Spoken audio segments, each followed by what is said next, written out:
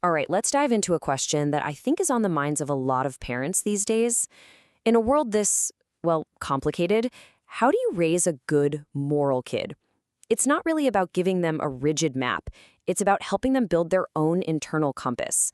So let's get into what that really looks like.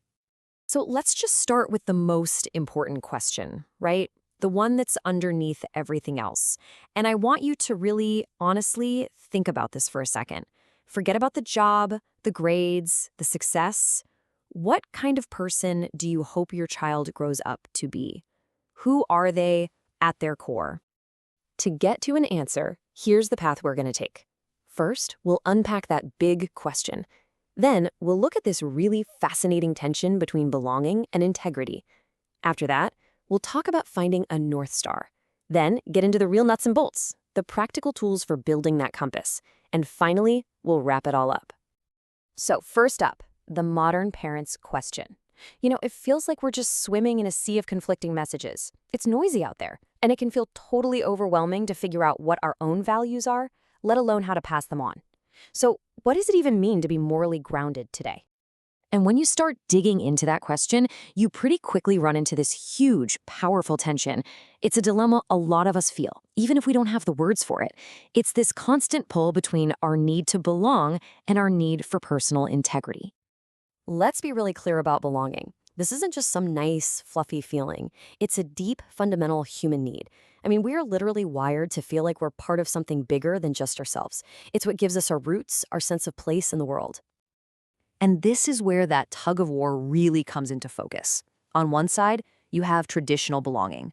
It gives you community, roots, beautiful rituals, a sense of the sacred. But it can also come with some heavy baggage, right? Dogma, pressure to conform, beliefs that might feel exclusionary or just don't sit right with us anymore. Then on the other side, you have modern integrity, this deep value we place on authenticity, curiosity, and freedom. But the risk there is you can end up feeling kind of rootless, disconnected, lacking that emotional depth that tradition can offer. So the million-dollar question is, how do you get the best of both? So how do we solve this? How do we get the community without the conformity? Well, what we need is a guiding principle, a North Star, if you will. Something that gives us a universal sense of purpose, a direction that works for anyone, without trapping them. And here's a pretty powerful candidate for that North Star. Just let this sink in. We are on this planet to leave it better for humans than we found it. It's so simple, but it's massive. And notice what it's not. It's not tied to any one group, any one religion, any single ideology. It's a purpose that literally anyone can plug into. And an idea like this is so powerful because it just works.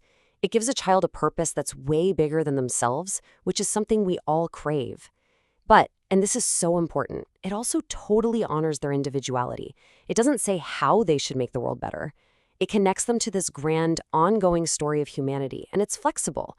It grows and changes right along with them. Okay, so having a North Star is amazing. That's the what. But it's not enough on its own. How do we actually help a kid navigate by it?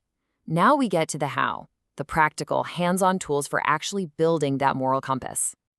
We're going to break this down into 3 key tools for your toolkit.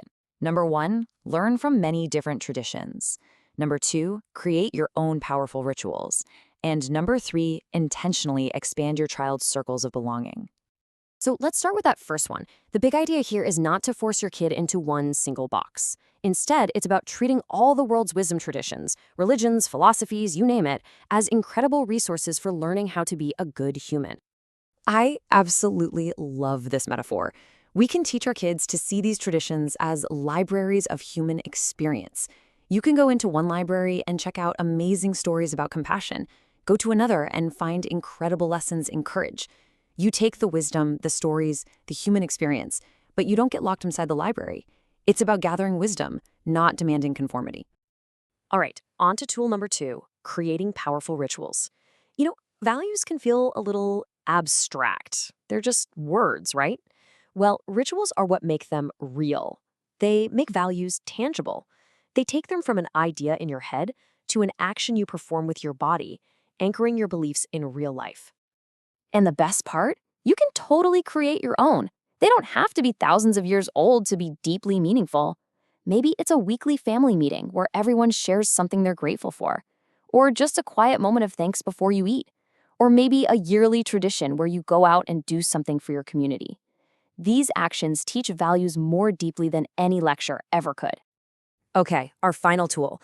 This one is all about completely rethinking the idea of belonging. Instead of teaching our kids that they belong to one small, exclusive us, we can show them that belonging is layered, that their identity is big and rich and always expanding. This visual of concentric circles explains it perfectly. Imagine your child at the center. Their first circle of belonging is family. Then you draw a bigger circle around that for their friends.